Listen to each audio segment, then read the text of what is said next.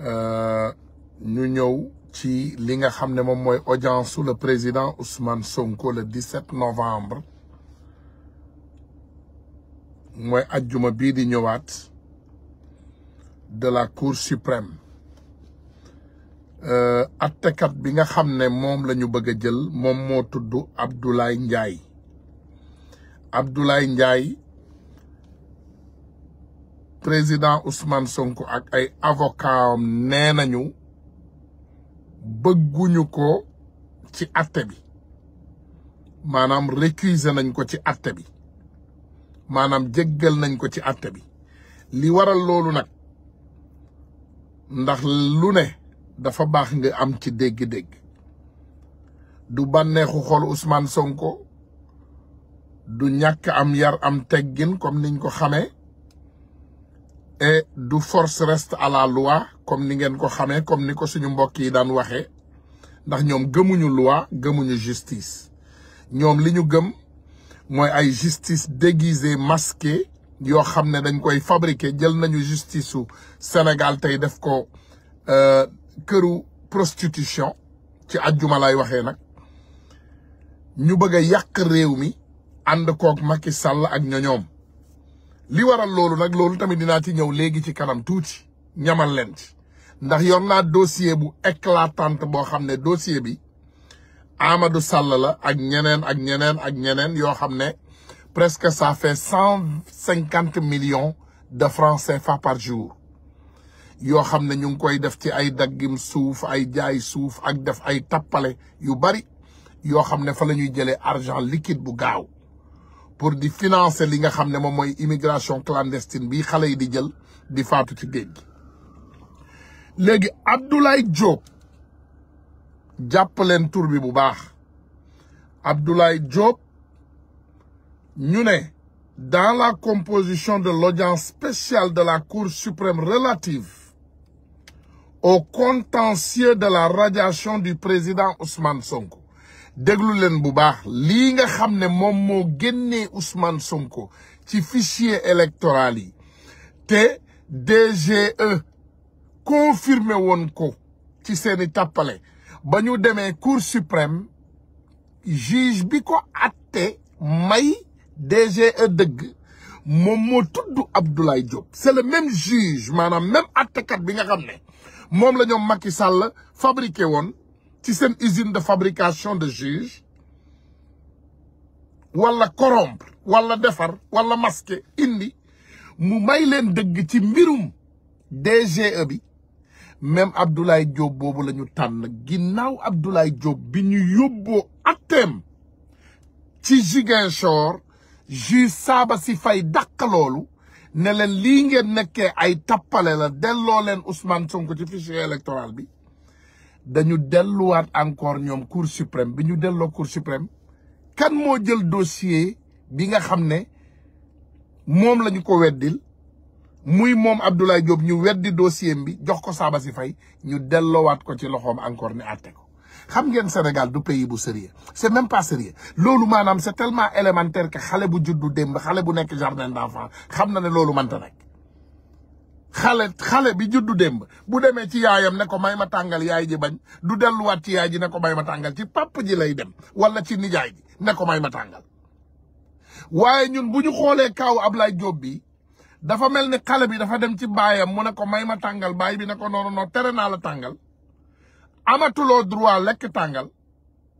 yaay ji nekk fële te yëgu ko nijaay ji nekk fële te yëgu ko xale bi mënoon dem ci nijaay ji wala papa ji mu delluwaat ci yaay ji yenuwul maanaa quoi it doesn't make sense c'est tellement élémentaire 2 + 2 = 4 nag waaye Macky 2 + 2 = 4 waaye mënoo fee toog ñu naan la 2 + 2 nga naan = 558 loolu mënta nekk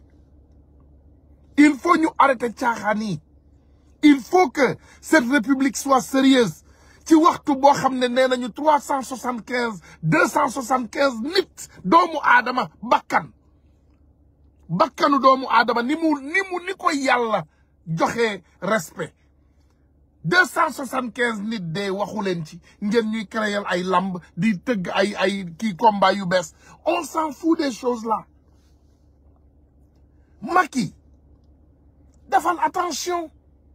lii ngay def nii mi ngi mel ni yàlla mi indi atte ci kaw suuf yàlla mi ne doomu aadama yi ku def nañ la atte ku deful ñu ne ñu setal la ku def ñu takkal la Macky yooyu yëpp nga koy jël ngay bafoué di bafoué ak yelleef yow xanaa xamuloo ne yàlla day réagir parfois d'une manière extraordinaire xam nga lu tax ma leen di wax lii gars yi billahi wallahi taala yenn saay da ngay tëdd di nelaw ay dossier ñëw daanu sa kaw tànk ay dossier da ngay tëdd di nelaw dossier yi ñëw fekk la fi nga toog daanu sa kaw tànk dinaa leen wax benn affaire bu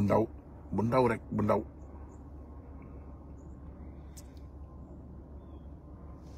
xool leen kanam gi kanam gi dama bëgg ngeen xool kanam gi bu baax a baax xool leen kanam gi gis ngeen kanam gi xool leen jëmm ji gis ngeen jëmm ji yéen a ngi koy gis voilà xàmmee leen kanam googu ndax duma leen jox lépp ok dama leen di ñamal rek xool leen lii signature yi gis ngeen lii xool leen c'est des signatures et cachets ok man nag nee naa leen bu may wax dafay fekk ma yor document xool leen vidéo yi lii ay terrain la xool leen vidéo yi lii ay terrain la ak ay kër yi ngeen gis ñu koy tabax xool leen lii xool leen lii gis ngeen lii ay terrain la bu ma leen waxee terrain yi naa leen woon les parcelles gis nga terrain yi ñu ngi nii numéroté parcelles yaa ngi nii regardez bien voilà xool leen parcelles yi c'est déjà morcelé parcelles yaa ngi nii ngeen di gis numéroté n'est-ce pas parcelles yaa ngi nii numéroté n'est-ce pas xool leen fii CDC caisse de dépôt et de consignation gis ngeen CDC caché tamponné xam ngeen kan moo ko yëg keneen lii yëpp li tubaab dina hint xam nga luy hint mooy maanaam hint mooy nga jox nit nga ñamal ko ñii impliqué wu ci dossier bii li ma wane nii ñu ngi saw seen biir tubéy xool leen xaalis bi ci boppam biñ koy compter dama leen di woon xaalis bi ne buñ leen koy jox 150 millions de francs CFA par jour xool leen voilà ma ñëwaat ci dossier bi xool leen voilà 150 millions de francs CFA par jour xool leen jëmm ji regardez cette figure ngeen xàmmee kanam gi gis ngeen jëmm ji xool leen jëmm ji xàmmee ngeen jëmm ji voilà xool leen oto bi xam ngeen oto bi lan la li 4x4 Maybach la xam ngeen oto bi tey boo ko bëggoon jënd oto bi boo ko bëggoon jënd xam ngeen lu muy jar njëgam moo nekk nii 249 606,50 cents en dollars xool leen oto bi moo nekk nii lii nit lañ ko jox ci Sénégal mu koy dawal di yaataa yombe ne yaa yoo ñii ñoo yor suñu réew mi da ngeen bëgg a xam lu tax président Ousmane Sonko ñu teg seen bakkan ne du bëre déedéet bokkul ci ñiy bëre da ngeen bëgg a xam lu tax loolu da ngeen bëgg a xam lu tax ñoom ñu teg seen bakkan ci président Ousmane Sonko ne du bëre xam nga lu Aïssata Tall Sall dem waxi assemblée nationale nee na mu ne la Sénégal n'a aucune obligation maanaam Sénégal amul benn coobere ci CEDEAO jël dogal ne Ousmane Sonko war naa bokk ci ay élection ñu koy bàyyi mu bokk Aïssata Tall Sall lii la wax adduna bi yëpp di ko dégg xam nga lan moo waral lii lépp dafa am lu ko waral déglu leen président Sonko ci vidéo bii waaye nag déglu leen ku nekk dañ la dénkoon nga yor ko wallahi bis dina ñëw di nga rendre compte dama bëgg parce que dafay yomb trop ma tegal leen vidéo Ousmane Sonko bi déglu leen justice dañ koy libéré gis nga ko déglu lii moo leen tere nelaw kenn ku nekk dañ la dénkoon nga yor ko wallahi bis dina ñëw di nga rendre compte parce que dafay yomb trop nekk ci réew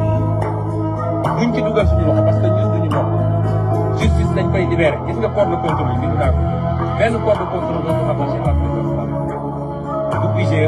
du Cour des comptes bi nga xam ne chancellerie lañ ko rattaché ñëpp dañ leen di libéré ñu am seen autonomie budgétaire seen autonomie d'action mun a def seen i programme dem def seen i audit suñu paree yóbbu ci procureur su procureur yéexee di yox bind naa ko ci livre ñu may leen ñoom di def procureur saisir directement le juge waaye defe naa du soxla sax ay audit yu bëri ndax li fi nekk ci rapport bu ko génnoon faxas rek mbir mi léegi mu leer yow tool nga gis yëpp nag loolu mooy seen ragal waaye gars yi on est dans un état de droit am nañu ne volume dama leen di tegalaat vidéo bi ngeen déglu ko lii moo leen tere na waaye nag kenn ku nekk dañ la dénkoon nga yor ko wallahi bis dina ñëw di nga rendre compte parce que dafay yomb trop li nekk ci réew duñ ci dugal suñu loxo parce que ñun duñu bokk justice dañ koy libéré gis nga corps de contrôle yi bind naa ko benn corps de contrôle dootu rattaché à président du IGE du Cour des comptes bi nga xam ne chancellerie lañ ko rattaché ñëpp dañ leen di libéré ñu am seen autonomie budgétaire seen autonomie d'action mun a def seen i programme dem def seen i audit suñu paree yóbbu ci procureur su procureur yéexee di yox bind naa ko ci livre ñu may leen ñoom di def procureur saisir directement le juge waaye defe naa du soxla sax ay audit yu bëri ndax li fi nekk ci rapport bu ko génnoon faxas rek mbir mi léegi mu leer yow coow li nga gis yëpp nag loolu mooy seen ragal lii mooy problème bi ñu am ci Sénégal président Ousmane Sonko dafa annoncé woon ne bépp njombe bu waay def ci réew mi dinañ ko atte te bu dee njombe rek Macky Sall ak ñoñoom li ñu def ci njombe ci Sénégal billahi wallahi tallahi je vous dis encore c'est pas pour rien que je vous ai dit que il fait 6h56 du matin te yenn saa yi dama koy wone du dara ñàkk nelaw moo koy def damay nelaw su ma tëddee man naa nelaw mais comme damay réviser ay dossiers yenn saa yi du ma mën a nelaw démb ci guddi maa ngi xoolee ba 3h du matin 3h du matin ma nelaw 4h 5h je me réveille pour julli fajar tëddaatuma ci kaw lal maa ngi réviser waat ay dossiers njombe yi nga xam ne mooy njombe yu bees waxuma la njombe yi yàgg yooyu moom dafa jaggi dayoo njombe yu bees rek liñ ci yor ci li nga xam ne moom la Macky Sall ak ñoom def parce que li waral lii dama bëggoon xam exactement fan la financement bi di jóge di dugal ci suñu doom yi ci géej gi ndekete booba Amadou Sall ak ay complice am xam ngeen ban ministre beneen moo ko yëg Abdou Karim Fofana yëg na lépp mi ngi ci biir caisse des dépôts et de consignation DG wu impôt et domaine ñu lëkkaloo ko di financer au taux de presque 150 millions de francs CFA par jour liquide pour ñu génnee doomu sénégalais yi Sénégal dama leen bëgg ne da ngeen fàtte gis nga Sénégal doomu aadama yi dañu mel ni mbóot tey boo xoolee Sénégal notre population est presque à 30 millions man maay wax de Tunkara mooy wax de population Sénégal tey c'est presque à 30 millions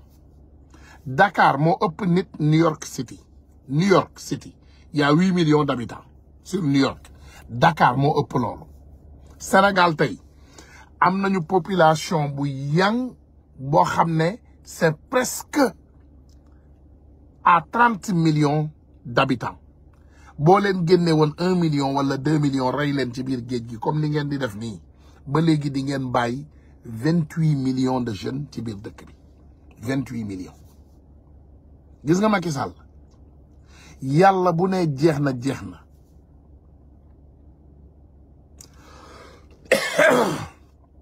yàlla bu ne jeex na jeex na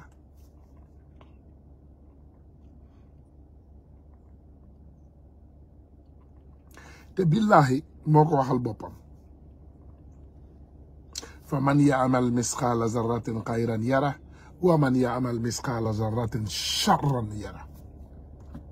nañ ko bàyyi xel rek te ñu xam ne yàlla moo ñu sàkk moom yàlla mi ñu sàkk wàccel ñu alquran pour ñu topp ko mu doon suñu modèle de vie. Macky Sall yow mënoo tere loolu loo génnee ci doomu aadama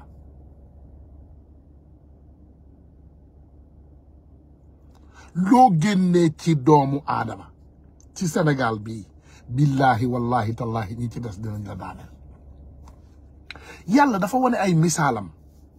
imaginel Firawn nga indil ñu Firawn yow ci sa bopp yaa ñu ko indil yow yaa ñu wax waxu Firawn ñun bi ngay ñëw laaj nguur gi laaju ñu la waxu Firawn yow yaa ñëw nga jox ñu histoire Firawn malgré histoire bi ni nga ko yow waxee am na loo ci fàtte wala loo ci xamul woon. toujours boo gisee ñiy dugal vidéo dañ lay ne la fin xoolal fin wu vidéo bi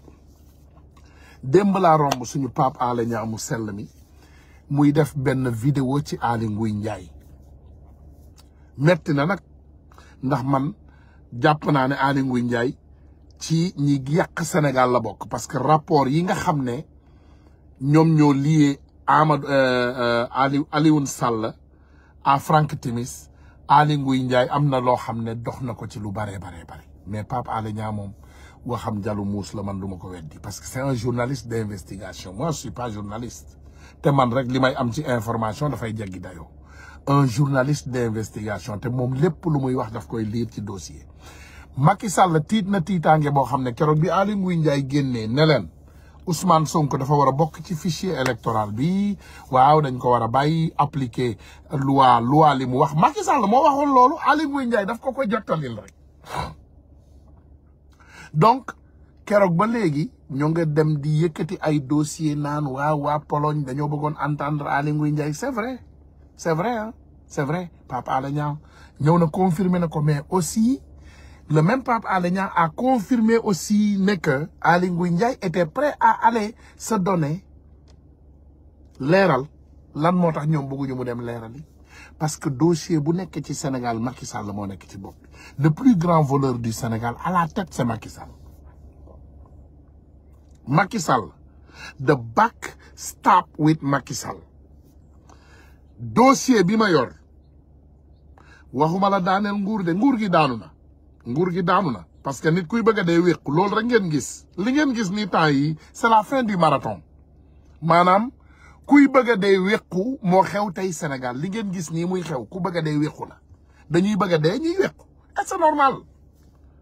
boo rendee xar bàyyi ko lu muy def day wéqu rendi nag bàyyi ko day wéqu doomu aadama buy bëgg a dee day wéqu lépp luy bëgg a dee day wéqu loolu moo leen dal. Il faut Sénégalais yi ñu concentrer focalisez-vous sur l'essentiel. On a marché démb maa ngi seetaan sama frère ñoom Tafa Mbër ñoom nit dof ma leen di seetaan mais il faut savoir que ce gouvernement est tombé ce gouvernement Macky Sall simmi na tubéyam yàgg na dee nañu day maa yi billahi wallahi tallahi dossier bi ma yor le dossier est tellement catastrophique et ça fait tellement peur que man mi dul ragal sax maa ngi yor dossier bi te tiit est-ce que mën ngeen imaginer loolu nga yor dossier yow mii wut kaa ñu jox la kaa bi nga xool ko nga tiit moo ma dal 10 heures de la nuit laa tàmbali réviser dossier bi 10 heures 11 heures minuit 1 heure 2 heures 3 heures du matin ma nelaw julli fajar continuer fajar gi nii dama yeewu manuma nelawaat ma continuer di réviser même dossier bi je vous dis que ça me fait peur wallahi wallahi billahi tallahi lazim pour la première fois ma xool dossier dëggantaan njaay ma fuye ko ma tiit parce que xam nga lu tax ma tiit dossier bi lii moo tax ñiy Sénégal jaral leen seen bakkan ñuy bëgg a rey ay doomu aadama di rey sax ay doomu aadama parce que c'est 275 personnes qui sont mortes te gouvernement Sénégal waxu ci bi mujj bii rek waxuma la 5000 yi dee wala 10 000 yi dee ci géej gi mais lii la main du gouvernement du Sénégal est liée directement est-ce que xam ngeen li dee ci doomu aadama rek ci fan yii loolu rek buñ ci attee Amadou Sall ak ña nga xam ne ñoom ñooy complice yi kenn ku nekk ci ñoom waxuma la sa ngiru bakkan mais ci réew mu normal ils seront tués maanaam dañ leen di def peine de mort maanaam ba pare dañ leen di strappé ci chaise bu doon Amérique par exemple wala dara wala yeneen réew yi gën a avancé yi am peine de mort dañ leen di teg ci chaise rendi leen exécuté leen c'est comme ça que c'est dangereux waaye nag comme ni ma leen ko waxee damay digle ak yéen toujours damay ñaan ngeen may ma gën a faram-pàcc maanaam ma gën a mémoriser dossier bi parce que dossier bi dafa mel ni ngay passé PhD dafa mel ni may dem may passé doctorat donc di ngeen ma may ma réviser dossier bi ma parceriser ko ma ñëw wax ci waaye bëgg naa leen ne lii ngeen gis nii ñu koy attaqué Aly Ngouille Ndiaye man nag je ne suis pas un supporter je ne suis pas un fan de Aly Ngouille Ndiaye mais comme Macky Sall bëgg a bëre bañ bëre je force que Aly Ngouille Ndiaye na bokk ci élection yi parce que Aly Ngouille Ndiaye bu leen fàtte ne dafa xam dara ci fichier électoral donc Macky Sall mi ngi essayé dafa ragal ñooñu mi ngi essayé ndax mën naa jàpp Ali bu ko jàppee ndax sénégalais yi dinañu wax dara ndax mën na koo éliminer parce que bu leen fàtte Ali waa Jolof la Macky Sall mbokkam tukkuleer yi waa Fuuta rek lay jël di leen intégrer ci ay mbir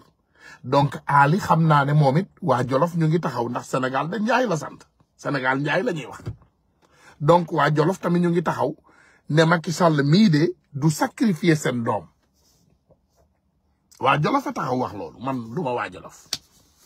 man ci lu ndaw laa dëkk bu ndaw bu tudd Jidda Muudu lu ndaw nag 11 maisons 13 maisons man sama wàll bariwul ci Sénégal waaye li leer ba leer mooy waa Jolof pare nañu pour jàmmarloo xam nga la danse c'était la Casamance et le Fouta loolu la Macky bëggoon indi Fuutanke yi jaxase leen ak joolaay y a pas combat donc Ousmane Sonko ñëw nekk benn nit mu mel ni benn ñebbe ci cin lépp loo xam ci Sénégal mu leeral ko tey Macky Sall il a un autre problème parce que waa Jolof dugg nañu ci pecc bi le Jolof est dans la danse parce que Aly Ngouille Ndiaye bu dee Macky Sall nee na Amadou Ba mën naa nekk candidat Macky Sall la ko wax man waxuma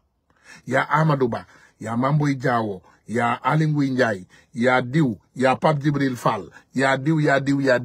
yaa combien de candidats on ne sait même plus donc lan moo waral bu fekkee Amadou Ba le plus dangereux dama leen di wax nee naa leen Amadou Ba moo ëpp daan côté xaalis bu dee Macky Sall ci boppam moo tànn Amadou Ba pour mu doon candidat du Sénégal mais ñu dimbali ngir yàlla ak yonente bi ay Aly Ngouille Ndiaye voilà dañ ko war a entendre polom dañ ko war a entendre nangam nee naa leen démb man j'ai reçu encore les mêmes appels parfois ça me fait peur nag dama jot appel ci Homeland Security maanaam sécurité nationale des États-Unis mooy Homeland Security bi ma jotee appel comme d'habitude j'appelle mon avocat ma tiit je suis affolé je me dis que mais lan moo xew lan laa defati encore ndax bis bu ne ñu créer ma dossier bu bees mbaadu dañ maa créer dossier bu bees cette fois-ci à ma grande surprise on nous demande des questions. Est-ce que tu sais que les Américains, man dama waaru ci yàlla, ils m'ont dit le nom des autorités que moi je ne connaissais pas. ñu may tudd ay autorités sénégalais ñoom xam nañu ne ndeke Macky Sall moo nekk di surcharger ay avion ay bateau di jéem a indi nit ñi Amérique di jéem a déstabiliser seen économie nga defee ne Amérique dinañu toog di seetaan loolu. Ils sont en train d'en faire des enquêtes ñu ngi wax nag ak ay journalistes sénégalais ndax xam naa ne journalistes sénégalais yi démb rek am na ku ma ci gis Seydina mu Sénégal il était au département de l'État xaw ma au département d'État ñoom it ñu ngi leen doon questionné xaw ma ci lan moom journaliste la dina waxal boppam mais man en tant que activiste man dama yaakaaroon ne mbiru Sonko bii du ma sa yegg fu sori ak ñii quoi ak gouvernement américain bi ndekete yow gouvernement américain bi ñoo ñu gën a xam gouvernement Macky Sall moo tax ma ne sénégalais yi tàccu leen te kontaan ndekete yoo ñun ñi ñu yaakaaroon ne abandonné nañ ñu bàyyiwuñ ñu xel ndeke tubaab moo yàkkamtiwul. On m'a demandé des questions malheureusement am na question yoo xam ne duma ko mën a wax ndax enquête bu ubbeeku am na loo xam ne doo ko ci mën a wax mais il y a des autorités sénégalais impliquées dans des dossiers que ñoom dañu gëm ne état Sénégal dafa bëgg a déstabiliser ñoom lii nga xam ne moom mooy seen économie parce que boo jëlee ay say ay doom nga ubbi xam nga crime la Amérique du pour rien ñu établir système u visa di xool nit ñi di enquête nit ñi di leen caytu di xool sa background pour balaa ngay ñëw seen réew yow Sénégal yow yaa embarqué ay doomu sénégalais aéroport Blaise Diagne jox naa leen sax turu ndaw si nga xam ne moom mooy bàyyi nit ñi ñu embarqué ci aéroport la j'ai donné le nom léegi ñoom dañuy embarqué ay nit aéroport Blaise Diagne wàccee leen Nicaragua dugal leen Amérique après les mêmes sénégalais ils se tournent et ils accusent ces sénégalais de terroristes donc man bu ma comprendre ñoom Amérique comprendre na ne Sénégal yëpp na leen yëpp boo xam ne ñoom ñoo bëgg a jël lépp luy bandi ci Sénégal ñu tuural leen ko fii ci Amérique dama leen di jox benn anecdote déglu leen ma bu baax a baax a baax a baax a baax a baax déglu leen ma wax leen dara lu garaaw dëkk bu tudd Cuba c'est une république ki ko jiite woon muy Fidel Castro Cuba dafa amoon problème ak Amérique ba Russie bëgg a jël temps Ronald Reagan yéen a ngi fàttaliku Mr Gorbachev take down that wall maanaam li ngeen doon dégg ñu naan guerre froide entre la Russie et l'Amérique li ko waral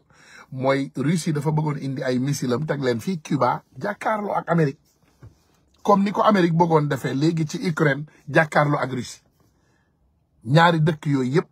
dañu nekk ay dëkk yoo xam ne des nucléaires maanaam dëkk yooyu bis bu ñu geeree adduna bi yëpp mën nañ cee faatu parce que nucléaire bombe moom bis bu dalee ñun ñëpp dañuy jeex. Cuba jote woon na fi ak Amérique Fidel Castro biñ ko embargo xam nga lu mu def pour punir Amérique dafa ubbi frontière Cuba yi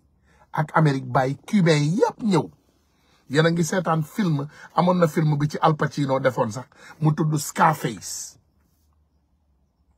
xam nga Cuba bi ñu ubbee buntu bi dañu jël bandi yëpp bàyyi leen ñu dugg Amérique Fidel Castro ne képp kuy bandi di jaaykatu drogue di reykatu nit demal Amérique donc Amérique fi mu toll nii il se sent menacé dañu defee ne loolu la leen Macky Sall def te effectivement loolu laa leen wax nee naa leen Macky Sall li mu leen def yéen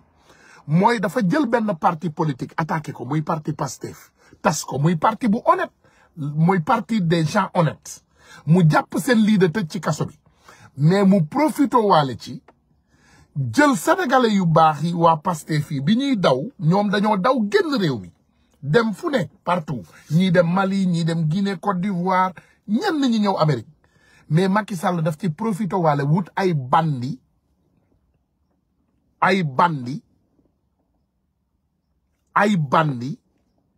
ay délinquants ay maanaam Nicaragua yi dama leen di wax c'est pas seulement des bons sénégalais y a les bons sénégalais oui mais booy yóbbu lu baax xam nga lu bon daf ciy rax léegi yu baax yooyu mu indi sénégalais yu baax yi ñu indi yu jub ñi ci biir loolu nee naa leen daf ci raxaale aussi lépp loo xam ne moom bëggu ko ci dëkkam daf leen ko indil fii tuural leen ko ci tali Amérique yi et vous allez voir les années qui viennent que vous allez avoir ici toute sorte de manipulation, manigance, banditisme, vous allez tout avoir ici. À cause de Macky Sall. Dès que le gouvernement Macky Sall, ils sont déjà en enquête ici aux États-Unis. Gars, dossier à suivre. Comme ni ma leen ko waxee, may leen ma temps, comme ça, ma mën a dajale tous les éléments qu'il faut, et je viendrai vous faire un live. Live boobu ragal naa bu ma ci paree. man naa tàggatoo ak yéen ndax après boobu gouvernement Sénégal dafay daanu incha allahu rabbi mais nag il faut ngeen xam ne ça c'est important ma wax lii parce que loo gis rek dafa am foo war a laal pour nit ñi xam c'est important que doomu sénégalais yi ngeen xam ne bitim réew du ñu ñëw xeexal bitim réew du ñëw Sénégal pour xeexal ñu xam leen loolu mais lépp lu ñuy xeex ci biir Sénégal bitim réew mi ngi koy approuvé te mi dinañu ci jàppale. Parce que ce que j'ai reçu, j'ai effectivement dit à ces agents, ma ne leen mais yéen ñun ñu ngi xeex Sénégal ñu ngi ñuy rey ñu ne bépp bakkan bu ñu ñàkk Sénégal c'est un crime contre l'humanité et c'est dans leur dossier déjà. Ndeke dossier CPI bi dafa mujjee France, dossier France boobu mujjee Amérique, dossier Amérique boobu mi ngi mujjee ci réewu àdduna bi yépp. Donc les autorités sénégalaises sont déjà en enquête. Lépp lu ñu def ci ñaawteef dafay yokku rek, dafay yokku mais jóg jot na. Nañu jóg jàmmarloo ak ñoom parce que àdduna baa ngi xool. Àdduna baa ngi xool. Gaal yi ngeen di jël dañ leen bëgg a sacrifier. Ñoom bëgguñu sax ngeen yegg à bon port. ñoom génneewuñu leen réew mi pour ngeen yeggi feneen ak jàmm ak salaam dañ leen bëgg rek génnee réew mi comme ça boo leen deyee ci biir géej gi ñu ne ah ñoom ñoo jël ay bateau wala dem ñun ñëpp xam nañu ne ñiy dugg ci bateau yi 90% amuñu njëgu bateau bi 90% amuñu njëgu bateau. On a des problèmes au Sénégal. Sénégal ku nekkul naa fekk xam nga ne problème la. Comme ni ma leen ko waxee bamtuwaat ko juge bi nga xam ne moom moo bañoon DGE intégré encore une fois da ngeen di déglu ma jox leen lii mu leer attekat ba nga xam ne Ousmane Sonko juge bi nga xam ne moom moo ko atte woon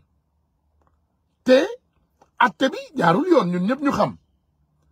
juge boobu Ousmane Sonko daf ko bañ